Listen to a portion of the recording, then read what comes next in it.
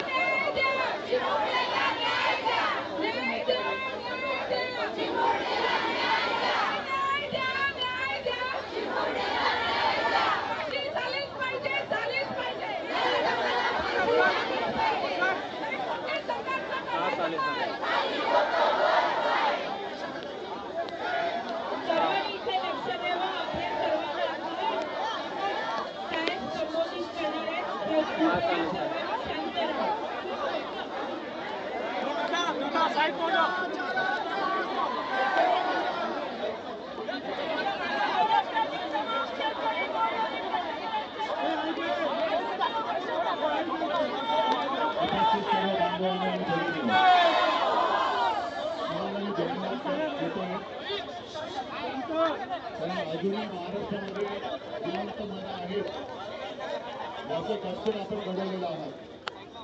म्हणजे मुद्दाम सरकार आपल्या महाराष्ट्रावरती राज्य करते, घटना पाहिजे सरकार राज्य करते. खरंच मला या सरकारची कीव येते की त्यांनी नराधमाच्या विरुद्ध उभारण्याच्या ऐवजी नराधमावरती पांघरुण लावण्याचं काम करतात. दुष्कृत्य झाल्यानंतर सरकारने खंडणीत बाजू घेण्याची भूमिका घ्यायला पाहिजे होती. पण ज्या वेळेला सर्व दारं बंद होतात तेव्हा जनतेला रस्त्यावरती उतरण्याखेरी दुसरा पर्याय नसतो. आज आपण महाराष्ट्र बंदचा केला होता. या सरकारमध्ये हिंमत नाहीये. आजचा महाराष्ट्र बंद हा कडकडीत झाला असता आणि याची जाणीव सरकारला झाल्यानंतर एक तर संकटाचा सामना करण्याची यांची हिंमत नाही, संकटाचा बंदोबस्त करण्यामध्ये यांच्यामध्ये काही ताकद नाही. असं हे निर्डावलेलं सरकार हे आपल्या राज्यावरती महाराष्ट्रावरती राज्य करते. आणि याला जेव्हा अंदाज आला की हा महाराष्ट्र बंद कडकडीत होणार, तो होणारच.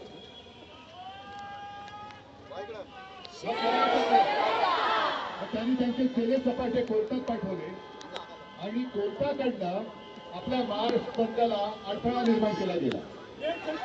मी काल संध्याकाळी पत्रकार परिषद घेतली आणि कोर्टाला मी धन्यवाद दिलो. कारण आपल्याला जे वाटलं होतं आपली केस सर्वोच्च न्यायालयात 2 वर्ष 2.5 वर्ष तारीख पे तारीख सुरू आहे, न्याय कधी मिळेल असा आम्हाला एक विश्वास आहे, जरूर आहे. पण कोर्ट एवढ्या त्वरेने आणि तत्परतेने हलू शकतं हे काल कोर्टाने दाखवलं. याच्याबद्दल मी कोर्टाचं अभिनंदन करतो. म्हणजे कोर्ट जर का कोर्टाने ठरवलं तर कोर्ट तात्काळ निर्णय घेऊ शकतं. आज आपण इकडे सगळे जमल्यानंतर सरकारला कळलं असेल की जरी तुम्ही आमच्या बंदला बंदी केली असली तरी महाराष्ट्राच्या प्रत्येक हृदयामध्ये आणि प्रत्येक घरामध्ये या अत्याचाराविरुद्ध आणि तुमच्या नेत्यांच्या सरकारविरुद्ध एक मशाल धगधगते आहे. तुम्ही आमच्या बंदला बंद केलं, कशासाठी बंद केला होता? महिलांना सुरक्षा पाहिजे, बहिणीला सुरक्षा पाहिजे, मातेला सुरक्षा पाहिजे, मुलींना सुरक्षा पाहिजे म्हणून आम्ही बंद केला होता. त्या बंदच्या मध्ये तुम्ही अडथळा आणला. मग गेल्या आठवड्यामध्ये भारत बंद झाला होता 21-22 ऑगस्टला. भारत बंद आपल्या राज्यामध्ये तो जाणवला नाही, पण इतर काही राज्यांमध्ये रेल्वे सुद्धा बंद झाल्या होत्या. तेव्हा हे सगळे याचिकाकर्ते कुठे गेले होते? का तेव्हा या बंदला विरोध केला गेला नव्हता? आणि या नराधमांना सुद्धा पाठीशी घालणारे याचिकाकर्ते किंवा आणखी कोणी असतील हे सुद्धा तेवढेच विकृत आहेत. जो कोणी महिलांवरती अत्याचार करेल त्याला शिक्षा झालीच पाहिजे. पण त्यापेक्षाही जास्त भयानक त्यांच्या पापावरती पांघरून घालणाऱ्यांना सुद्धा शिक्षा झालीच पाहिजे. मग तो मराठा समाजाचा विषय असेल, एसटीचा विषय असेल, ही काही माणसं या राज्यकर्त्यांची सडा आवडती झालेली आहेत. सडा आवडते लोक कोण तुम्हाला माहितीये, त्यांची काय लायकी आहे तुम्हाला माहितीये. त्यांना सुद्धा मी सांगतो की तुम्ही केलं ते तुम्हाला शोभून देणार नाही. तुम्ही याच्यात राजकारण आणलं. आज संपूर्ण घरातल्या महिला तुम्हाला जाब विचारतायत की का माझ्या सुरक्षेच्या आड येतोय. आणि म्हणून मला असं वाटतं आजचं आंदोलन हे संपता कामा नये. जसं आज आपण इकडे आलो, भर पावसात सुद्धा आलो, तोंडाला काळ्या पट्ट्यामधून हातात काळे झेंडे घेऊन याचा निषेध केलेला आहे. मी राज्यातल्या तमाम जनतेला आवाहन करतोय, विनंती करतोय की पुढचे काही दिवस तुम्ही आपापल्या शहरात, आपापल्या गावात, बस डेपो असतील, रेल्वे स्टेशन असतील, रिक्षा स्टँड असतील, जिथे जिथे सार्वजनिक चौक आहे तिथे एक मोठी स्वाक्षऱ्यांची मोहीम घ्या. बस ना सर. बहीण सुरक्षित तर घर सुरक्षित. आम्हाला सुरक्षित बहीण पाहिजे आणि त्याच्यासाठी मी महाराष्ट्रातल्या ज्यांना ज्यांना संवेदनक्षम मन आहे आणि ते या घटनांवरती चिडून उठलेले आहेत. मी पत्रकार परिषदेत कालच्या गेल्या काही दिवसातल्या घटनांचा क्रमच वाचून दाखवला. रोज कुठे ना काही कुठे काहीतरी घडतं. रोज मुंबईत घडते, बदलापूर, अंबरनाथ, सोलापूर. आणि एक कंस मामा, इकडे चांगली भाषेला न्याय करी देतो कंस मामा, हे कंस मामा सगळे राख्या बांधत फिरतात. म्हणजे बहिणीवरती एका बाजूला अत्याचार होतोय, हे निर्लज्ज राख्या बांधतायत. आणि राख्या बांधून घेण्यामध्ये कुठे अडचण येऊ नये म्हणून तुम्ही आमच्या आंदोलनाच्या मध्ये आडकाठी करताय. अरे एवढं निर्लज्ज सरकार यापूर्वी कधी महाराष्ट्राने पाहिलं नव्हतं. आपण एवढंच म्हणत नाही, हा महाराष्ट्र साधू संतांचा आहे. छत्रपती शिवाजी महाराज, फुले आंबेडकर, नुसतं आम्हाला काय तोंडी नावं घ्यायला म्हणून आम्ही त्यांचा आदराने उल्लेख करतो अशातला भाग नाही. पण हा संस्कारक्षम महाराष्ट्र आहे. आणि या संस्कारक्षम महाराष्ट्रामध्ये हे विकृत सरकार, हा जो लढा आहे, हे जे आंदोलन आहे, हे विकृती विरुद्ध संस्कृती आहे. आणि याच्यामध्ये जे जे उतरत आहेत ते सगळे संस्कारित मन आणि संस्कारित सगळी माणसं आहेत. एका बाजूला विकृत नराधम, त्यांच्यावरती पांघरून घालणारं विकृत सरकार, आणि त्या नराधमांची बाजू मांडणारा सुद्धा विकृत ते सगळे याचिका करते, त्यांच्या विरुद्ध ही संस्कृती, याचा हा लढा आहे. म्हणून मी सगळ्यांना विनंती करतोय की आजपासून आपापल्या गावात, मुख्य चौकात, सार्वजनिक ठिकाणी सुरक्षित बहीण सुरक्षित तर घर सुरक्षित, याच्यासाठी सर्व नागरिकांना आपण व्यक्त होण्यासाठी स्वाक्षरी करण्याचं आवाहन करा. आणि जेवढ्या स्वाक्षऱ्या आपण गोळा करू त्या सगळ्या स्वाक्षऱ्या या एकत्र करून आपण माननीय उच्च न्यायालयाला पाठवणार आहोत. त्यांना सांगणार आहोत आम्ही बंद का करत होतो, तुम्ही आमचा बंद जरी केलात तरी सुद्धा आमचा आवाज तुम्ही बंद करू शकणार नाही. आमचा आवाज याहीपेक्षा मोठा होईल.